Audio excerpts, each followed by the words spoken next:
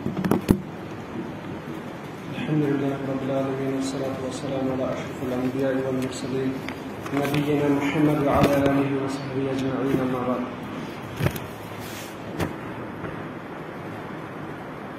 کتاب التوحید کا درس نمبر 8 ہے. دوسرا باب چل رہا ہے کہ توحید کے ذریعے سے گناہوں کی مغفرت ہوتی ہے. اسی کے متعلق ایک حدیث ہم نے کل پڑھی تھی جو ابو سعید خدری نے روایت کی ہے.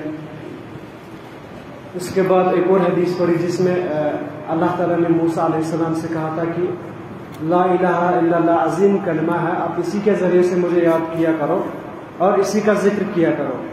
تو اسی باب میں مؤلف رحمہ اللہ نے ایک اور حدیث لائی ہے.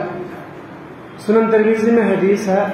امام ترمذی نے اس حدیث کو حسن کہا ہے، یعنی یہ حدیث صحیح کے درجے میں ہے.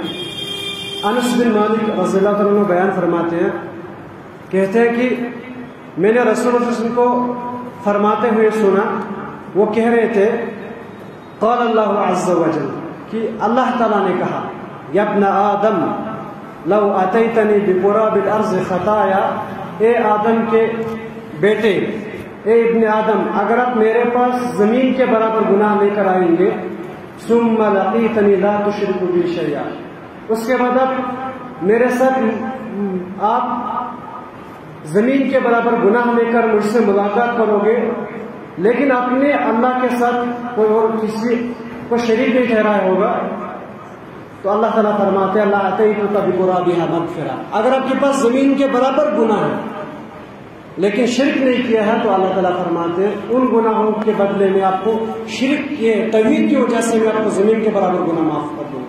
تو یہ توحید کی فضیلت بیان کرتے ہیں اس حدیث میں. انس بن مالک اس حدیث کے راوی ہیں، انصاری اور خزرجی صحابی تھے. 10 سال تک آپ علیہ السلام کی خدمت کرتے رہے، لیکن ایک شرط کے ساتھ اللہ تعالیٰ نے بیان فرمایا کہ اگر ایک انسان زمین کے برابر گناہ لے کر آئے، اگرچہ وہ چاہے وہ وسعت کے اعتبار سے ہو یا وزن کے اعتبار سے ہو، اللہ تعالیٰ معاف کرے گا، لیکن ایک شرط اللہ تعالیٰ نے بیان کی لا تشرک بی شیئا، آپ نے لا تشرکو بی شیئا، آپ نے میرے ساتھ کسی کو شریک نہیں ٹھہراؤ. شیئا یعنی کوئی بھی چیز شریک نہیں ٹھہراؤ، چاہے شرک اصغر ہو اکبر ہو.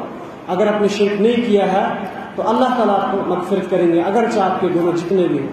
تو اس حدیث سے یہی ثابت ہوتا ہے. تو اس باب کی آخری حدیث تھی.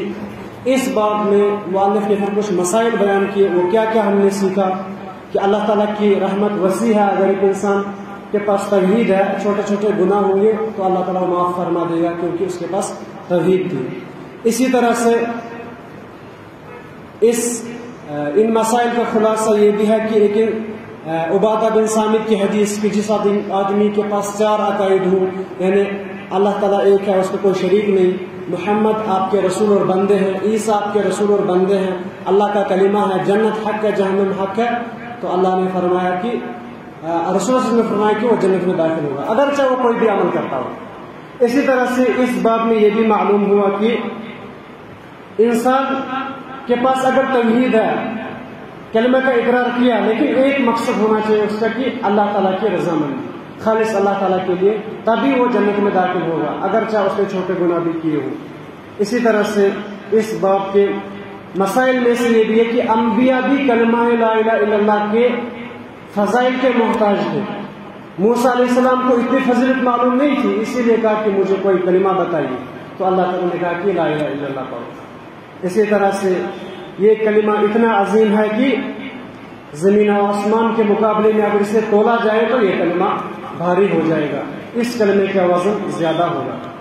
اسی طرح سے اس باب میں ہمیں یہ بھی معلوم ہوا کہ زمینیں 7 ہیں، کیونکہ قرآن کریم میں اللہ تعالیٰ نے بہت جگہ بیان فرمایا کہ اللہ تعالیٰ نے 7 آسمان پیدا کیے، لیکن صراحت کے ساتھ زمین کے متعلق نہیں ہے، لیکن احادیث میں آیا کہ زمینیں بھی اللہ تعالیٰ نے 7 پیدا کیے. تو خلاصے کے طور پر یہ کچھ مسائل میں نے آپ کے سامنے رکھے جو مؤلف نے ذکر کیے ہیں.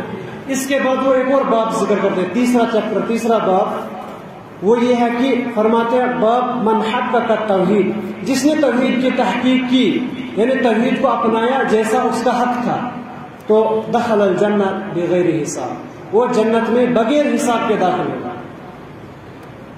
لیکن بعض علماء کہتے ہیں کہ حساب ہر کسی کا ہوگا، کیونکہ اللہ تعالیٰ نے بیان فرمایا فَلَنَسْأَلَنَّ الَّذِينَ أُرْسِلَ إِلَيْهِمْ وَلَنَسْأَلَنَّ الْمُرْسَلِينَ، ہم انبیاء کو بھی سوال کریں گے اور جن کی طرف انبیاء بھیجے گئے تھے یعنی امتوں کو بھی سوال کریں گے. لیکن علماء کہتے ہیں کہ یہاں سے مراد ہے کہ اللہ تعالیٰ ان کا حساب بہت آسان ہوگا، بغیر کسی دشواری کے اللہ تعالیٰ ان کو جنت میں داخل کرے گا. کن کو؟ جنہوں نے توحید کی تحقیق کی.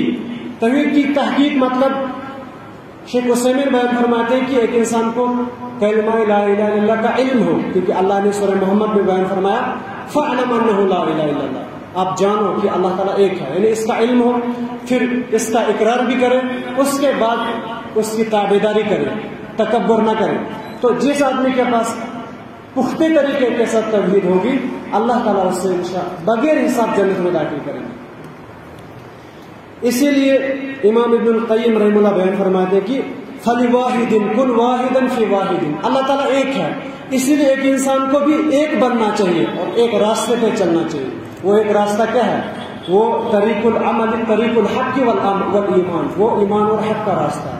تو جب ایک انسان چاہے گا کہ وہ بغیر حساب بغیر کسی دشواری کی جنت میں داخل ہو، اس کے لیے ضروری ہے کہ وہ توحید کی تحقیق کرے، خالص توحید کو اپنائے. اور خالص توحید کو اپنانے کا مطلب یہ ہے کہ اللہ تعالیٰ کے تمام امور کی اتباع کرے جن کے اللہ تعالیٰ نے حکم دیا، اور ان تمام کاموں سے رکے جن سے اللہ تعالیٰ نے روکا. یہ ہے توحید کی تحقیق. اس باب میں ایک آیت کا تذکرہ جو مؤلف نے کیا وہ یہ کہ اللہ تعالیٰ بیان فرماتے ہیں ان ابراہیم کان امۃ قانتا للہ حنیفا ولم یکن من المشرکین، کہ ابراہیم علیہ السلام ایک امت تھے، امت یعنی ایک امام تھے، ایک پیشوا تھے، قانتا فرما بردار تھے، اور حنیفا شرک سے بالکل دور تھے، ولم یکن من المشرکین مشرکین میں نہیں تھے. اللہ تعالیٰ نے صرف اس آیت میں ابراہیم علیہ السلام کی ساری زندگی بیان کر دی. قرآن کا یہ اعجاز ہے، قرآن کی اپنی خصوصیت ہے، چھوٹے سے الفاظ میں تمام زندگی بیان کی. اللہ تعالیٰ نے ساری صفات بیان کر دی ابراہیم کی کہ ابراہیم کون تھے؟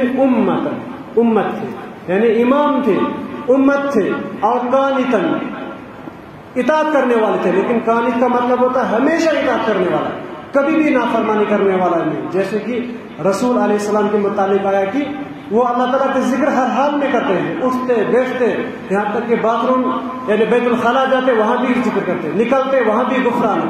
تو ہمیشہ اتباع کرنے والے کو کہتے ہیں قانتا.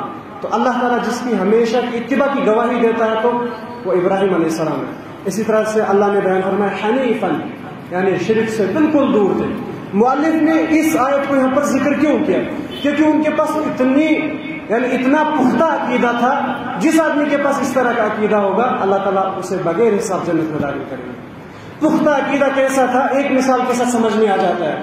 جب انہوں نے بت توڑے تو ابراہیم کی قوم نے کیا کیا؟ تو لکڑیاں جمع کی، ابراہیم کو جلانا چاہا، یہاں تک کہ انہوں نے ابراہیم علیہ السلام کو آگ میں بھی ڈالا، لیکن ابراہیم نے کچھ نہیں کہا کیونکہ ان کے پاس اتنی توحید تھی. توحید کی تحقیق انہوں نے کی، یعنی صحیح طریقے کے ساتھ توحید سمجھا تھا کہ اللہ ہی تو مارتا ہے اور زندہ کرتا ہے، اللہ ہی تو ہے جو مجھے بیمار کرتا ہے اور شفا دیتا ہے. یہاں تک کہ اللہ تعالیٰ نے ابراہیم علیہ السلام کو یہ بھی کہا تھا کہ آپ کو ہم انشاءاللہ اگر یہ آپ کو آگ میں ڈالیں گے تو آپ کو بچا لیں گے، آپ جاؤ. نہیں، ابراہیم کو اس کی کوئی خبر نہیں تھی. یہاں تک کہ اللہ تعالیٰ نے ڈائریکٹ آگ سے کہا، اللہ تعالیٰ نے فرشتہ آگ کی طرف بھیجا اور کہا یا نار کونی بردا وسلام علی ابراہیم، اے آگ آپ ابراہیم کے لیے سلامتی بن جاؤ، ٹھنڈے ہو جاؤ. تو ابراہیم علیہ السلام تب تک اللہ تعالیٰ پر اتنا بھروسہ کیے ہوئے تھے یہاں تک کہ آگ خود بخود ٹھنڈی ہو گئی اور ابراہیم کو کوئی نقصان نہیں ہوا. تو اس طرح کی توحید ہونا، یہاں تک کہ بڑھاپے کی عمر میں اولاد مانگی لیکن اللہ نے کہا کہ اسے ذبح کرو. یہاں تک کہ چھری بھی چلائی، ابراہیم کو کوئی خبر نہیں تھی کہ میرا یہ بیٹا بچے گا یا نہیں. یہاں تک کہ اللہ نے ہی وحی کی کہ قد صدقت الرؤیا، آپ نے تو اپنا جو خواب تھا، جو ہماری آزمائش تھی، آپ تو اس پر برابر اترے. لیکن ابراہیم اتنی توحید تھی ان کے پاس کہ اللہ تعالیٰ کا سارا بھروسہ تھا. تو مؤلف نے اس آیت کو یہاں پر تذکرہ اس لیے کیا جس آدمی کے پاس اس طرح کا عقیدہ ہوگا تو اللہ تعالیٰ اسے بغیر حساب کے جنت میں داخل کریں گے. کیونکہ حدیث میں بھی آیا اللہ تعالیٰ اللہ کے نبی نے بیان فرمایا 70,000 لوگ میری امت میں سے ایسے ہوں گے جن کو اللہ تعالیٰ بغیر حساب کے جنت میں داخل کرے گا۔ اللہ تعالیٰ سے دعا ہے کہ اللہ تعالیٰ ہمیں ان لوگوں میں شمار کرے جنہیں بغیر حساب کے جنت میں داخل کرے گا، اور اللہ تعالیٰ ہمیں اس توحید کو سیکھنے، اس پر عمل کرنے، اس کی تحقیق کرنے، صحیح طریقے سے سمجھنے کی توفیق عطا فرمائے۔ اقول قولی ھذا استغفر اللہ لی ولکم ولسائر المسلمین۔